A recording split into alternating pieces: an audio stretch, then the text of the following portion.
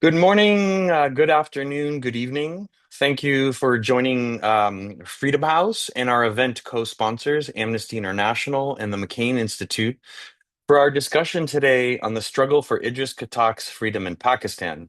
My name is Brian Tronic, and I serve as the director of the Fred Hiatt program to free political prisoners at Freedom House. For those of you less familiar with our work, Freedom House is an 84-year-old nonpartisan nonprofit organization focused on expanding and defending freedom globally. Today is an auspicious day for this event. 27 years ago today, the UN General Assembly adopted the Declaration on Human Rights Defenders, and December 9th has since been recognized as International Human Rights Defenders Day. On this day, we acknowledge, remember, and continue to advocate for the brave individuals standing up for democracy and freedom throughout the world.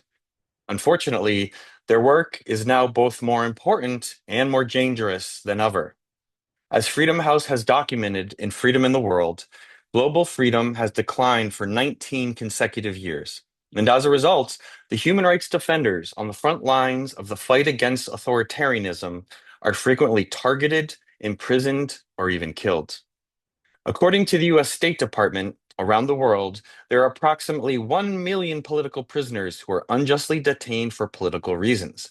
These individuals, journalists, human rights defenders, democratic opposition leaders, religious leaders, artists, and ordinary citizens, represent the conscience of their societies. Their imprisonment is an assault not only on their freedom, but on the shared principles of human dignity and justice.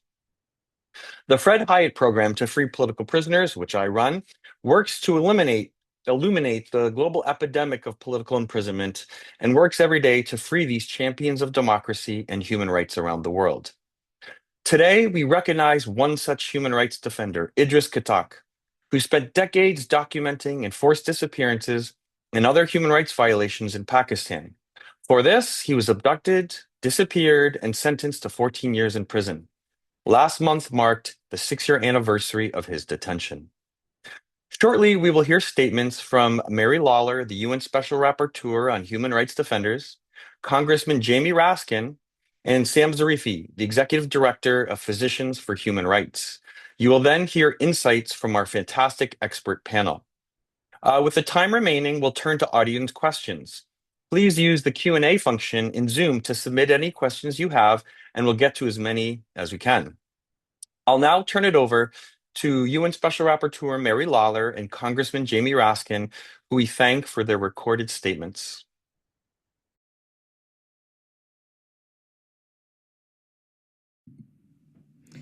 Dear friends, I'm sorry I cannot join you in person or live for this Human Rights Defenders Day event to mark 6 years since the abduction of Idris Khattak.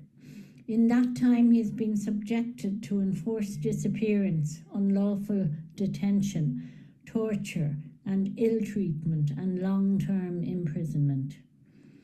Over the past 6 years, my colleagues in UN Special Procedures and I have written 4 times to the government of Pakistan highlighting our concerns about his case and published 2 press releases, most recently in December of last year, where we called for his release.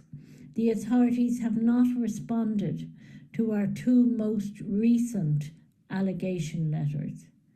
Long-term imprisonment of human rights defenders has been one of the priorities of my term as mandate holder because I believe it to be one of the cruelest forms of punishment for peaceful activism. As the years crawl by and the imprisoned defender's name fades from the headlines and the priorities of campaigning organizations, it is most often left to their family members to try to rally support and continued attention to their case. I know Idris's daughter Talia is also speaking today, and I want to pay tribute to her, her sisters, and the rest of the family for their unrelenting advocacy on their father's case. It is so difficult to understand the pain of family members of imprisoned human rights defenders, especially in opaque systems where human rights violations routinely occur. I was really struck by Talia's words in an interview recently, where she shared how the well-being of her father remains at the forefront of her thoughts on a day-to-day basis. She said, "Whenever I go to sleep, I wonder if they let my father sleep. When I eat, I wonder if they give him food."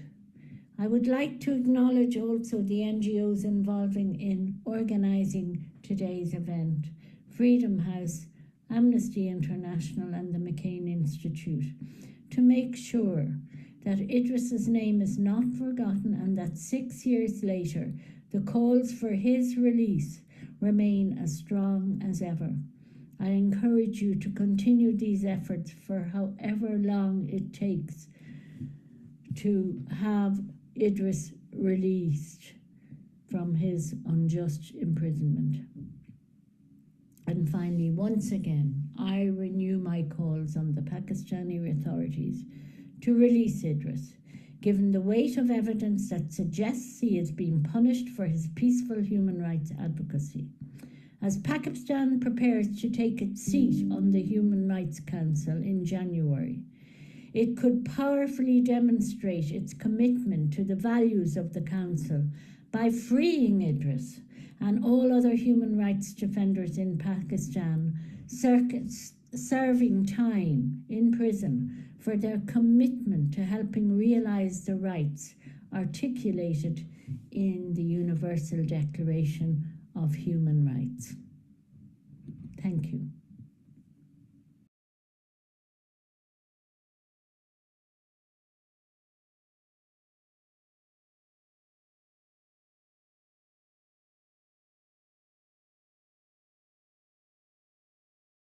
Hey everybody, it's Congressman Jamie Raskin. I'm sending my warmest possible greetings to my friends at Freedom House and Amnesty International and the McCain Institute, who have assembled on this grim 6th anniversary of the detention and mistreatment of Idris Khattak, who is a great human rights defender and advocate and champion in Pakistan.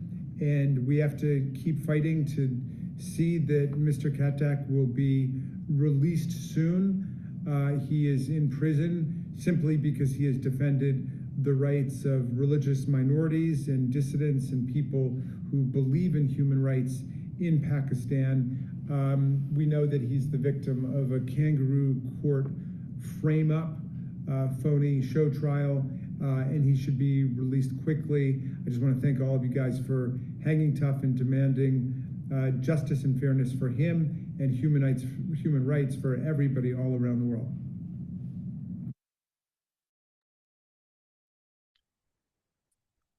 I want to thank UN Special Rapporteur Mary Lawlor and Congressman Jamie Raskin for the remarks. I'm happy now to introduce Sam Zarifi. He's the Executive Director of Physicians for Human Rights and also the former Secretary General of the International Commission of Jurists, and he will be sharing final opening remarks.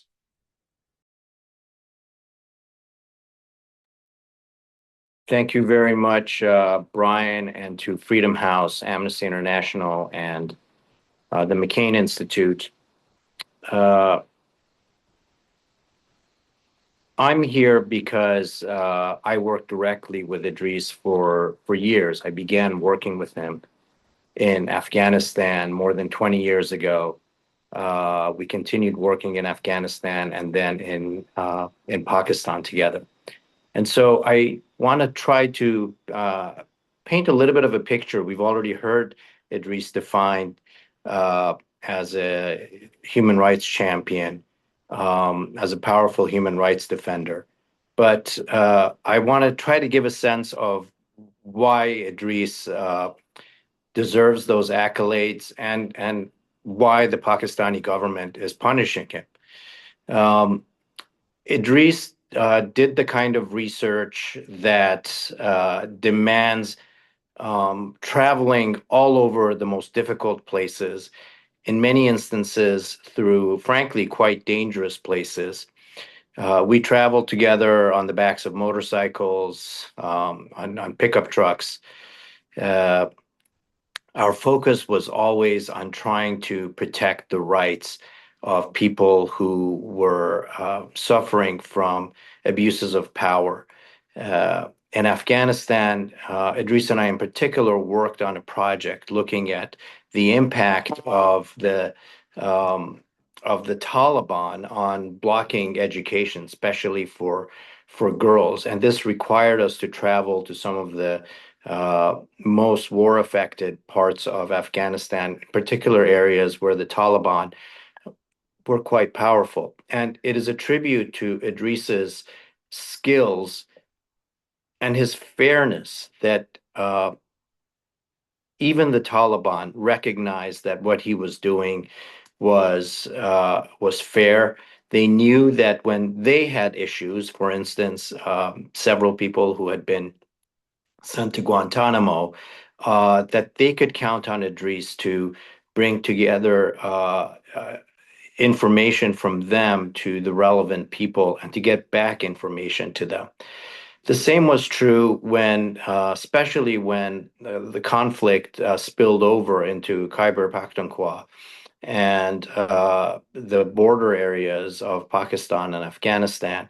And we saw the Pakistani government accelerate its campaign of relying on enforced disappearances, and especially during a period between 2009 and 2012, using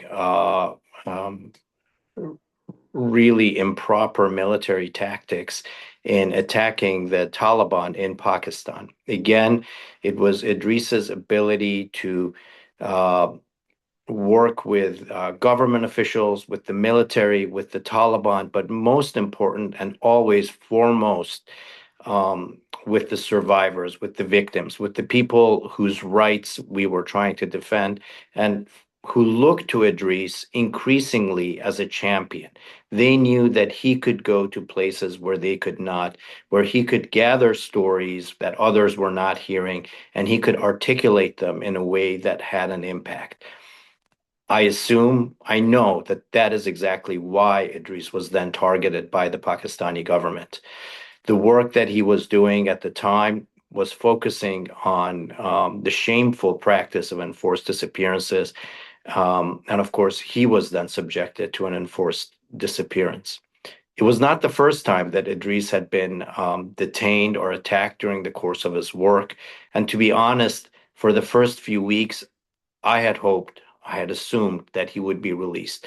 But as the detention wore on and we began to get more and more worried, we continued to raise this issue with Pakistani authorities. Finally, they admitted that he had been held in government detention. We all knew that, of course, and that he had been subjected to a military tribunal. Now, he is a civilian. There is no reason for him to be before a military tribunal. And we know that Pakistan's military tribunals are absolutely bereft of any due process. It's only a pretense of justice. And so that's where we are today. We're in a situation where a person who has been fighting for justice, who has been fighting for fairness his whole life, has now been detained in this process, in this absolutely unfair process for 6 years. It's shameful. It is shocking. And for those of us who knew him personally, I have to admit that I cannot bear the thought, as we heard from Special Rapporteur Mary Lawlor, of what his family has been facing. I remember how proud Idris always was of his daughters, the pictures that he carried of them, uh, always talking about how intelligent and how resourceful they are. And it breaks my heart that their resilience and their skills have been put to the test in this most personal and unjust of ways. So today we're here demanding that this injustice be reversed, that the Pakistani government release Idris as it should, as it must under international law, but also as Pakistan takes a seat at the Human Rights Council, because it would send a very powerful signal that it actually cares about these issues. I hope that we can get a message to Idris that he will never be forgotten, that we will continue to prevail in his struggle, and the leadership and the example that he provided will be inspiring me and all the other people who were lucky enough to work with him. So, to Talia, to his family, uh, our hearts and our strength are with you. And thank you again to Representative Raskin, to Mary Lawlor, and of course to Freedom House, Amnesty, and the McCain Institute for making sure that Idris's case is one of the priorities in our engagement with the government of Pakistan. Thank you very much.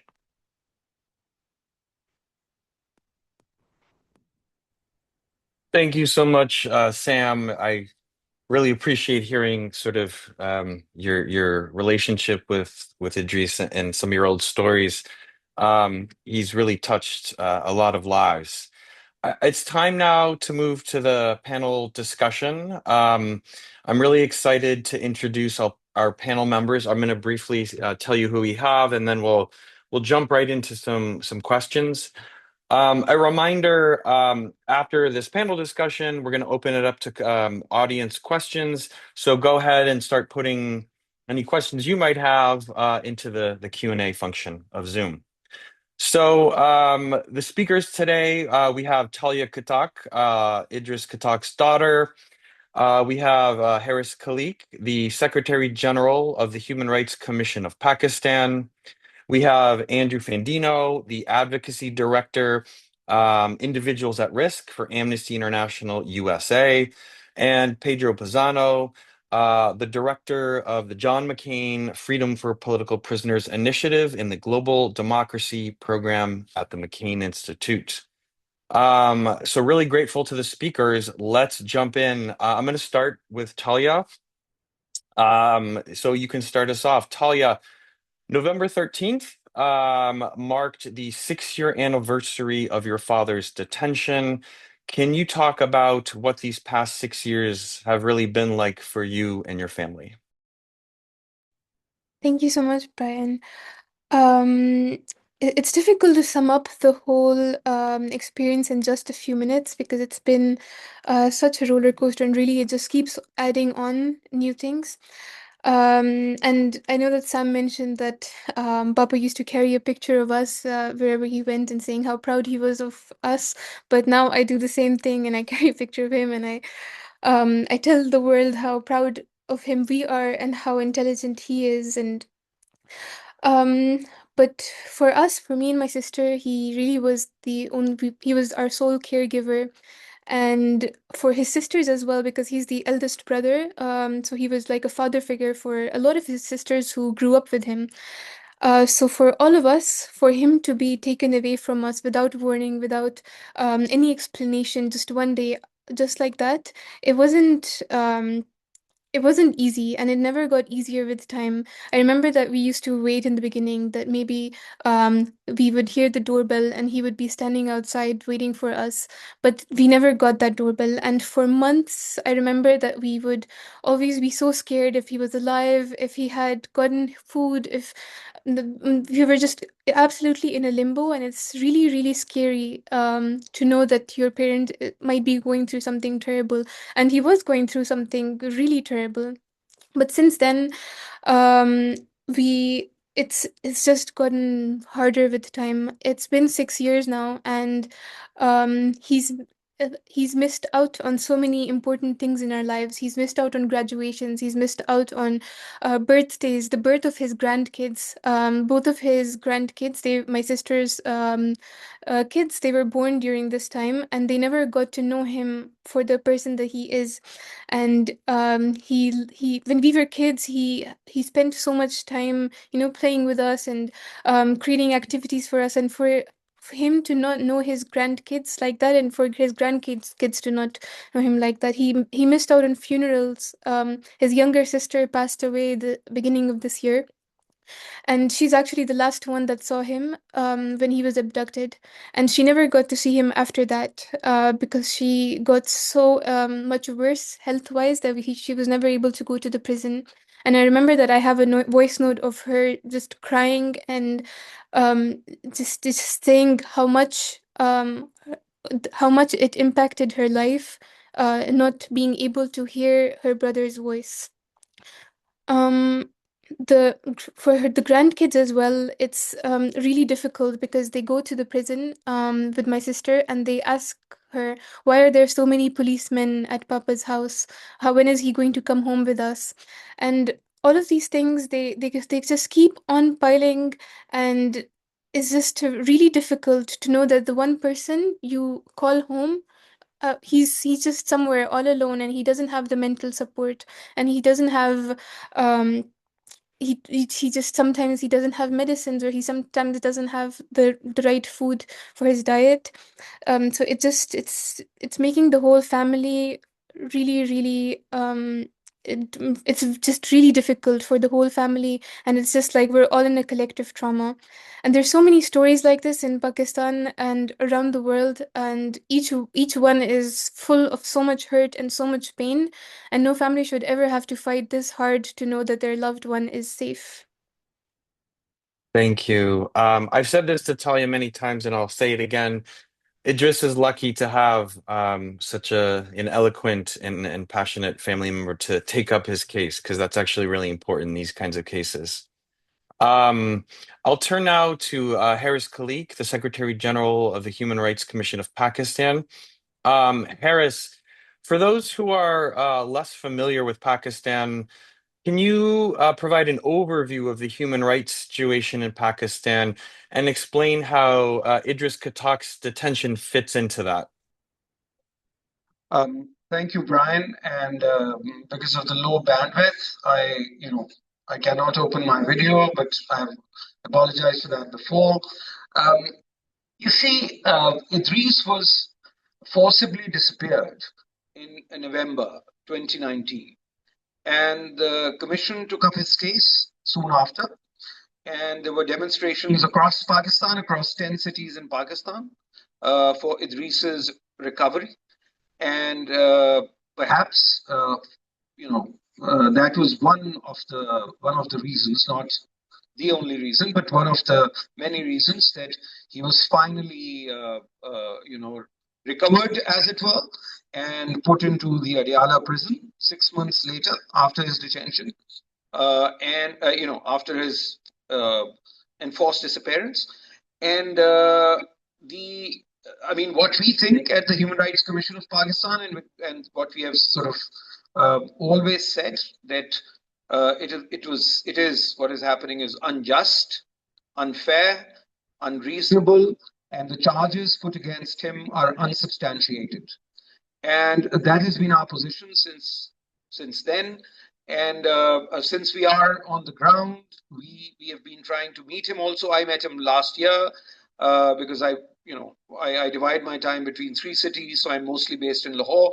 But when I was on my trip to Islamabad, I met him there. But our colleagues and our volunteers who work with the commission have kept in touch with him, and he's down now, which he wasn't when I met him some time back. And it's just the conditions are harsh. Conditions are harsh not just for Idris in the prison, but also for all the prisoners in Pakistan. And the question that you asked about the human rights situations, the overall human rights situation, that has never improved. I mean, there's been some pieces of positive legislation over the years, but the implementation of those legislative pieces which were positive, or the overall situation when it comes to enforced disappearances, or when it comes to muffling political dissent, or when it comes to being really harsh on people you think, rightly or wrongly, that who are questioning the status quo, who want the realization of human rights, the whole ambit of human rights, from civil, political, economic, social, cultural, and environmental or whatever. So it's really been hard. But Idris is basically a prisoner of conscience for us.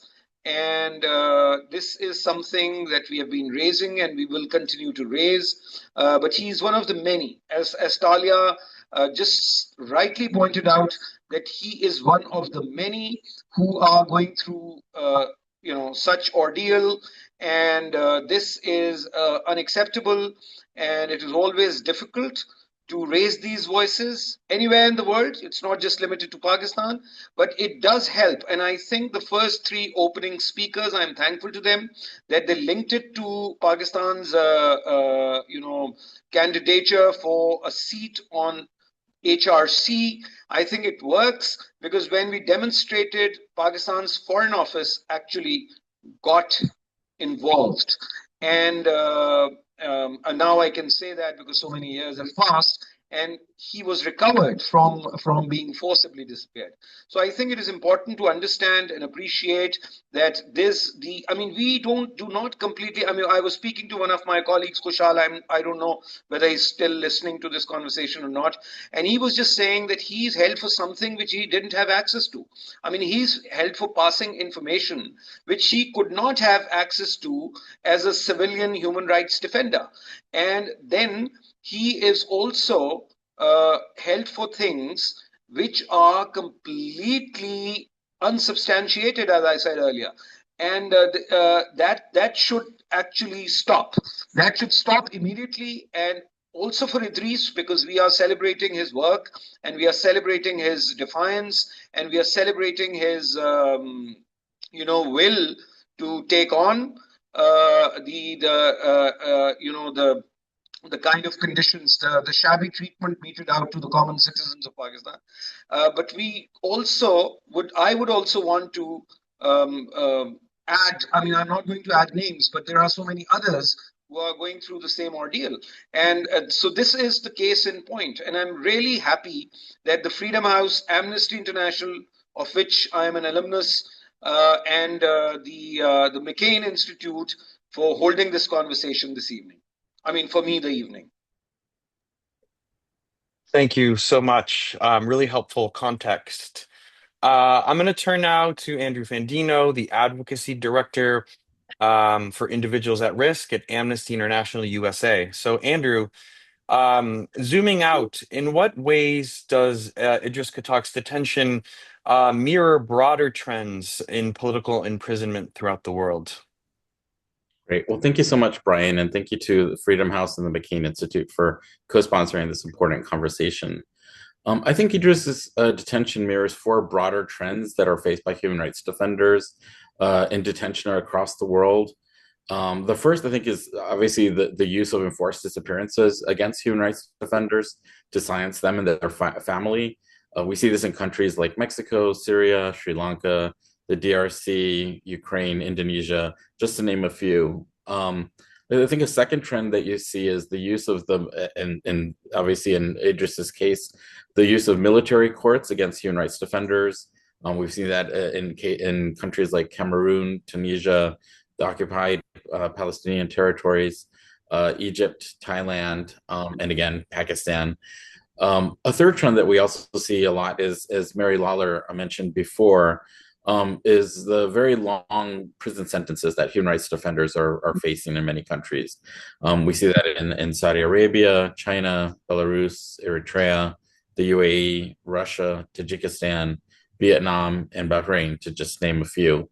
And the effects that these long-term imprisonments have on the individual and their family members. And fourth, as was mentioned by many of the panelists before, is the conditions of the imprisonment themselves. Unfortunately, we see that way too many countries to name here are not even meeting the basic requirements under the Nelson Mandela rules. So we regularly see torture and other ill treatment of prisoners, lack of access to legal counsel, family members not having access to their loved ones, and also medical attention, as we know, also with the long-term imprisonment and just the horrendous conditions in many prisons, that there is this lack of access to medical care and medical attention. Thank you. That's great. Thank you so much. I'll move now to Pedro Pizano, the director of the John McCain Freedom for Political Prisoners Initiative and the Global Democracy Program at the McCain Institute. Many of us on this call, many of the speakers anyway, are based in the United States, here in Washington, D.C., in fact. And so, Pedro, I was hoping you might talk about what the U.S. government might be able to do to push for Idris Khattak's release. Thank you, Brian, and thank you for having me. It's so good to see Talia, and it's an amazing fight that you're leading for your father, and we're guided by the way you do it, and we hope to see him free soon, and we're committed to do everything we can with this amazing partnership. I thought about at least three ways that the U.S. government can really assist in this case. The first one is the counter-terrorism dialogue between the U.S. and Pakistan. So they've been holding it for the past 3 years. It's been in March in Islamabad, May 2024 in Washington, 2025 back in Islamabad. We think 2026 it's going to happen in the U.S. And what we need to happen there is that we need to see if we can request an agenda item for Idris in that counter-terrorism dialogue. It's very difficult, but it becomes different if it's just a symbolic thing rather than an agenda item. And we simply, two deliverables: one, verified family access, and two, independent medical evaluation. And then we get Pakistan to respond on the record. It'll be really hard because the security types want to focus on counterterrorism, but I think we tie it in that the U.S. cannot trust Pakistan if it's imprisoning one of their own. So that's the first point, that we really should make a big push there. The second one is Davos. So between January 19th and January 23rd, Pakistan is actually hosting a business summit at Davos. And so there's going to be American investments there. And I think the U.S. government should say, hey, rule of law, hello, you can't invest in a country if the rule of law is not working. First case, Mr. Khattak is in prison. So really make a point to make those investors, even though they care less and less about these things, find a way to protest at Davos, or at least get one question or one reporter to ask a question there. And then third, and finally, but I have more thoughts, is I think we should push. McGovern in the July 15 hearing, I think, he mentioned Idris Khattak by name in a hearing in Congress. So I think we should keep pushing that so that he is a formal part of the Defending Freedom Project, with actually Freedom House and Amnesty co-lead. So I think we should push to see maybe Congressman Raskin himself can be the leader there. And then on the other hand, the State Department used to have a campaign called Without Just Cause. We don't know where that's going anymore, but we're having a meeting with some people there. I will make sure to raise that case of Mr. Khattak's there, and hopefully include him as a formal case in that. So both co-executive branches of the U.S. government can really try to make a push, and I think we can push them, and I think it's possible. Love these suggestions. I was furiously writing them down because I think they're very great ideas. Thank you, Pedro. We'll talk more about these, actually. I'll follow up. Thank you for these great ideas. Talia, I want to come back to you. I think a lot of people would love to hear an update on sort of your father now. Where is he held? How is he doing? What does he need? And this ties into one, actually, I'm going to pull in one of the audience questions. Somebody actually asked, would it be possible to send medicine to your dad, and does he really get it? So can you address his conditions, where he is, and what's lacking in his current situation? Yes, thank you. So right now he's being held in Adiala prison.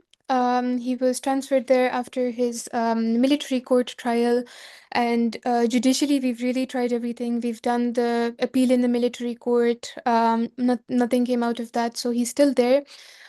We have been fighting really hard to get his conditions better in Adiala, because when he was first transferred there, he was in high security prison.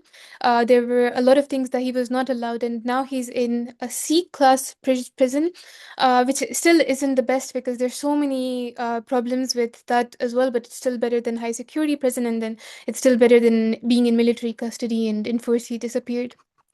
But just maybe there's three main points. There's a lot of points really, but here I'll highlight those three.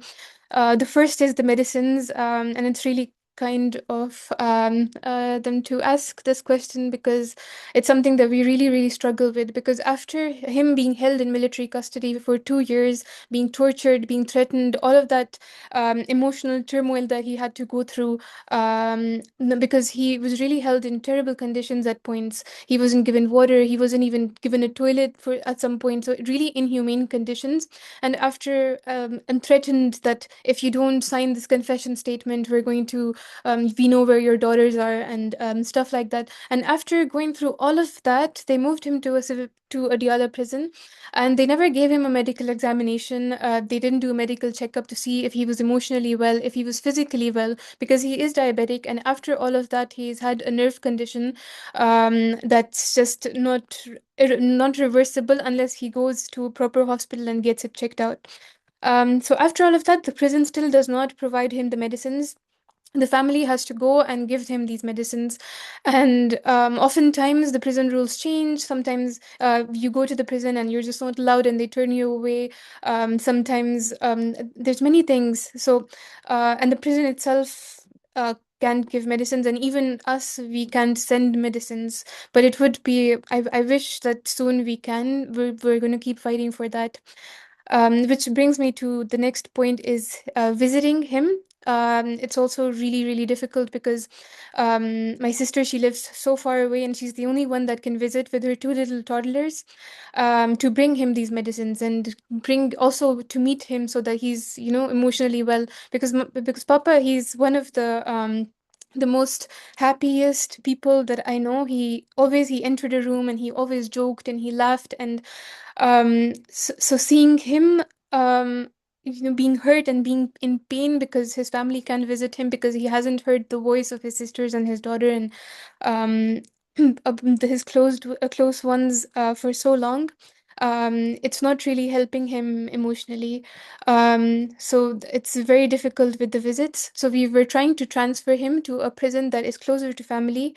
So that's the second point. And then the third is phone calls, because he is not being treated as a normal prisoner, because a lot of the rules that apply to him are very specific. So no phone calls, no letters. Um, Also, in the beginning, that he was forced to work in a carpet making factory, and if you're above a certain age and if you're not physically that well, you're not supposed to be working such a difficult job. And I think that for 2 years he did have to 2.5 years he did have to work in that carpet making factory, and it's only now that he was moved to work in a library. And even then, usually when you work in a prison, you get these like remissions and you get shortened sentences. But for him it doesn't work because the rules, they're just made up on the spot and there's no proper system. So for now he is in Adyala. He still has, when my sister goes to meet him, he still has the attitude of laughing and making jokes. But I think that it's getting worse with time, and he still has 8 more years in his prison sentence. And we really hope that I hope that we are able to get him released. But if anything, I hope that we get him prison conditions, or conditions so that he can go to a hospital, so that he can get proper treatment for what he went through, and that he is able to meet his family, and that we are able to hear his voice. Thank you so much, Talia. Disheartening to say the least. That he's not being given his rights under international law to basic minimum standards of imprisonment. I want to turn back to Harris Khalique. Harris, um, what do you see as some of the key pressure points that we and other allies of Idris can mobilize and push on to pressure Pakistan to release him?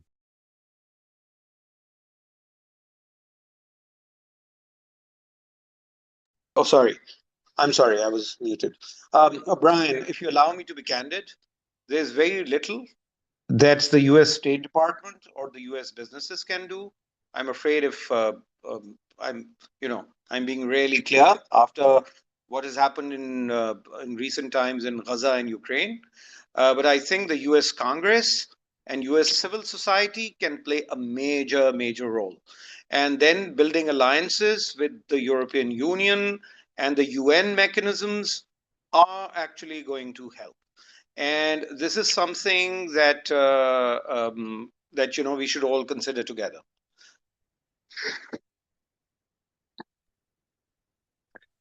That's Hello? great. Oh, sorry. Yes. Hello? Brian, can you hear me? Yes. Yes. Did you finish up, or did you want to add another point? Can you hear me now? Yes, we can hear you. I can hear you. Okay. So yeah. So do you want me to repeat what I've said, or would you heard what I've said?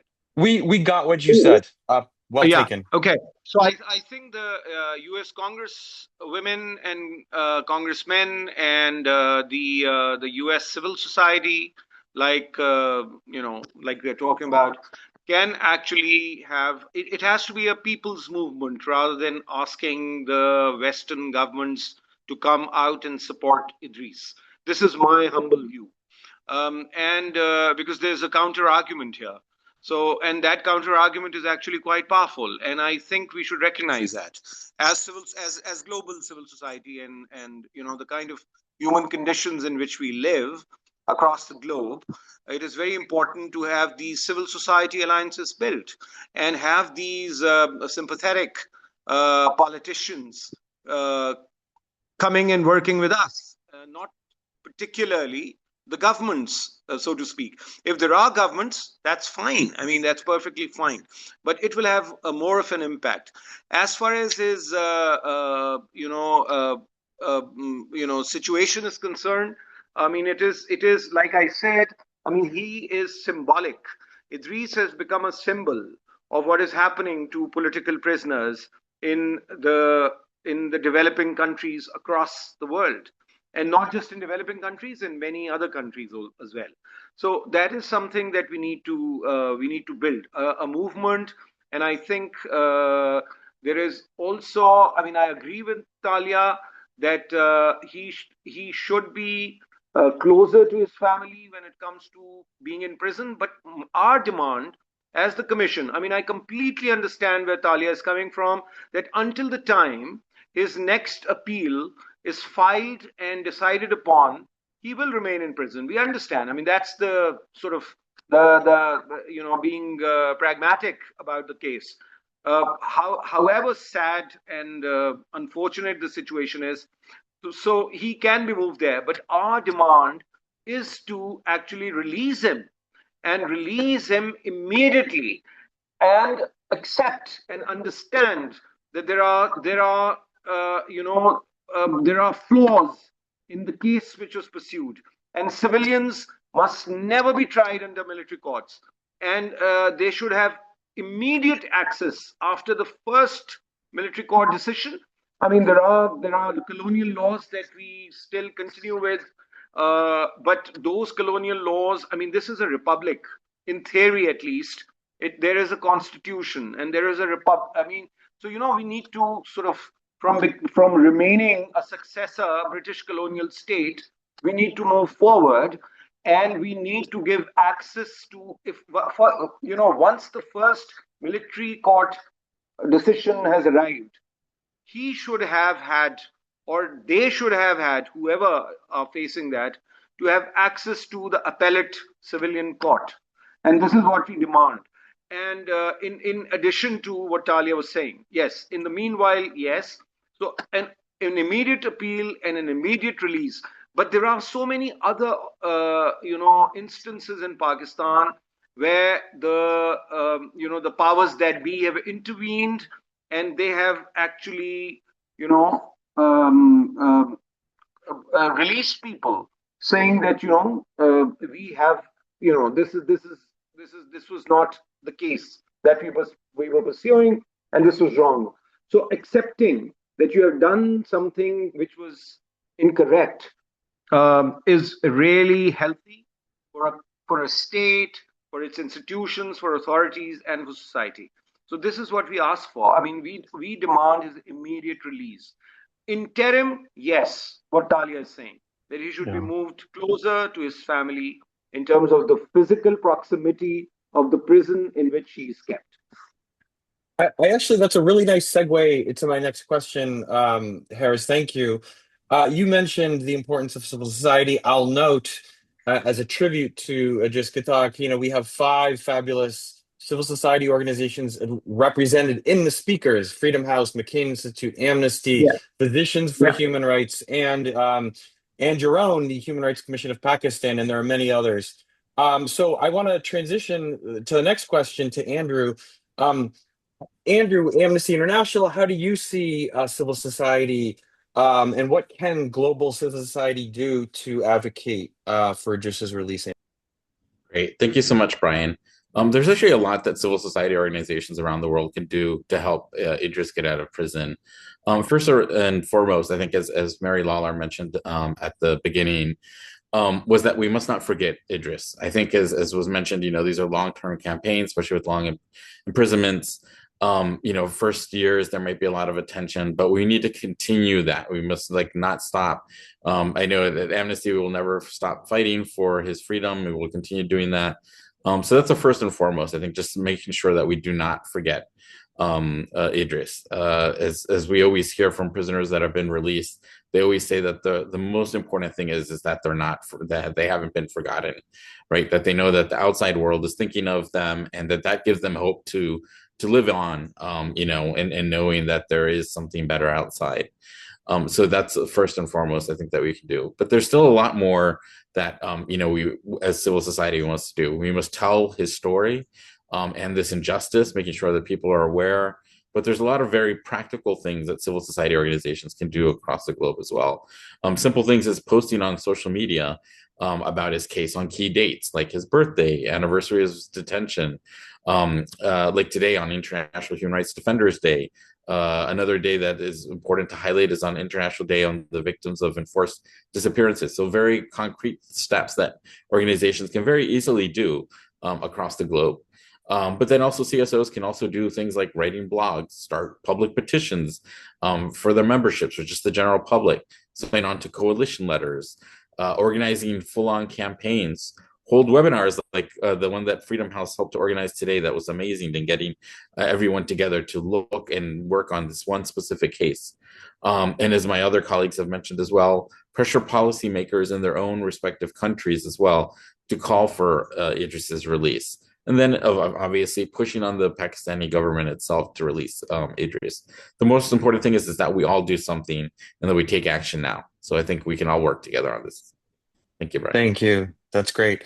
And Pedro, I'll finish up with you. You are currently working on a couple political prisoner cases involving governments, repressive governments that really have utter disregard for multilateral bodies, the United Nations. And so, Belarus, Russia, Iran, among others. And I think Pakistan may well have a similar attitude. And so, is there a role, in your opinion, that the United Nations and other bodies can play when the governments have these hostile attitudes? Thank you, Brian. I'll give you 3 answers and 3 advocacy points. I know we're short on time, so I'll even try to incorporate one of the questions. And my quick 3 answers, and I'll dive into them a little bit, are that yes, it's important because it's factual, it allows for coordination, and it allows for accountability. And what I mean by that is that even in Belarus, for example, they can ignore the UN, but they cannot erase its findings, right? So like in Belarus, I'll give you one example. The Office of the High Commissioner for Human Rights documented arbitrary detention, and they were completely rejected, but then that became the basis to answer one of the questions at the end for sanctions, right? So that's a clear thing. For coordination, it gives the states a common evidence base, right, that they can use it. So another example is Iran. I know, Brian, you're very familiar with Siamak's case, for example. That documentation was really helpful in freeing Siamak. Third, it provides accountability, even though they may not be a short-term win right now. It provides longer-term accountability for reparations, hopefully trials, and all these things. Three advocacy points. As Sam said, the Human Rights Council sits Pakistan, and he didn't give the date, but it's January 1st, 2026. On that day, we should tell the world, hey, you're sitting someone who has someone like Idris in jail. Release him now. You should not join the Human Rights Council because you're not supposed to join the Human Rights Council when you have a bad human rights record. So we should really push on that. We've been successful a few times excluding people. It's very hard. There's not a lot of time left, but it can be done. The second one, I know, Brian, you submitted a petition before the UN Working Group for detention on June 18th. Brian is the expert on this in the world. It's true. And so that'll be a great pressure point. And the last one, talking about sanctions and trying to answer someone's questions in the chat about whether there's any realistic possibility of sanctions.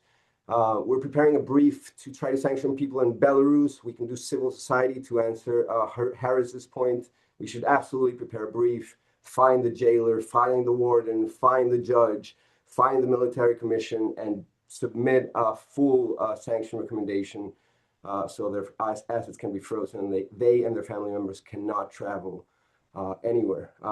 So those would be my recommendations. I think there's still a lot of power, and hopefully those are helpful. I love all that. Thank you. Great suggestions all around.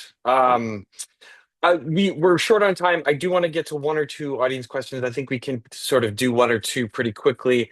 The first question, and anyone can jump in, and I will if no one else does, but please jump in. Is there any possibility that Idris, his case could be transferred to a civilian court? A reminder about the case, he was tried by a military court. His appeal was also to like a military, wasn't even a court, but a military appellate court of sorts. Does anyone want to weigh in on whether he has the a possibility of a civilian appeal? I can take it if no one else wants.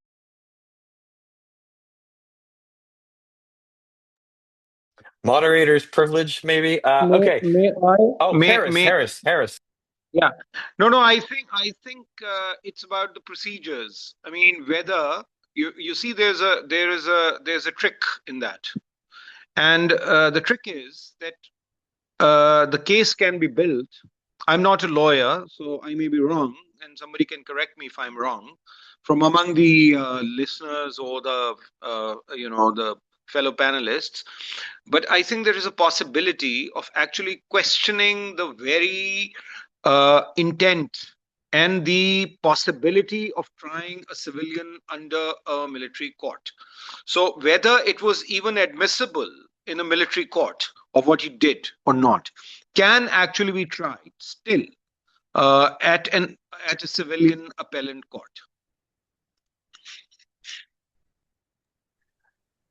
I'll jump in with my thoughts. This, again, I am not a Pakistani lawyer, so take everything I say with a grain of salt. But my understanding from talking to people is that he has a potential writ petition he can file to the High Court of Pakistan, civilian high courts.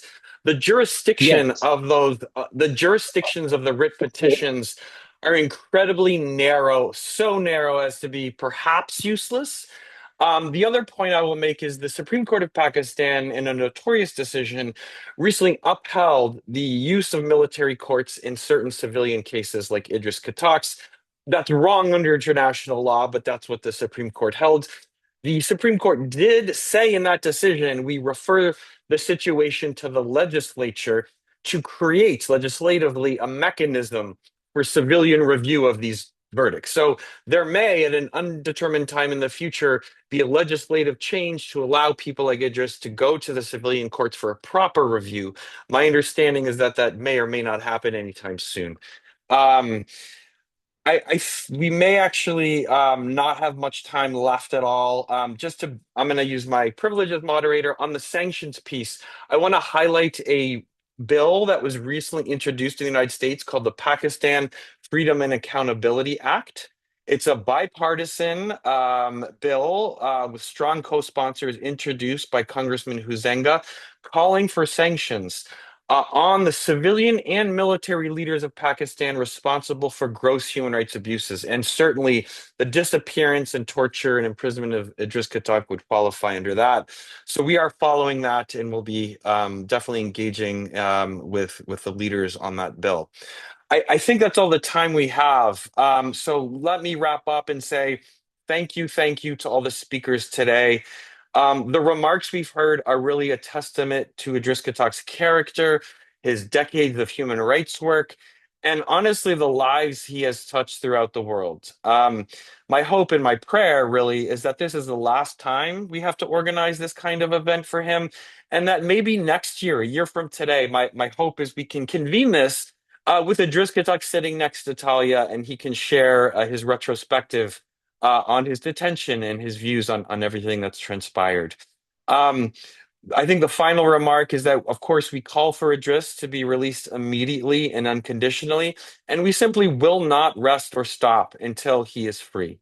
So, on that note, thank you all, and Talia, the family members who are present, our hearts are with you, and we are in this together.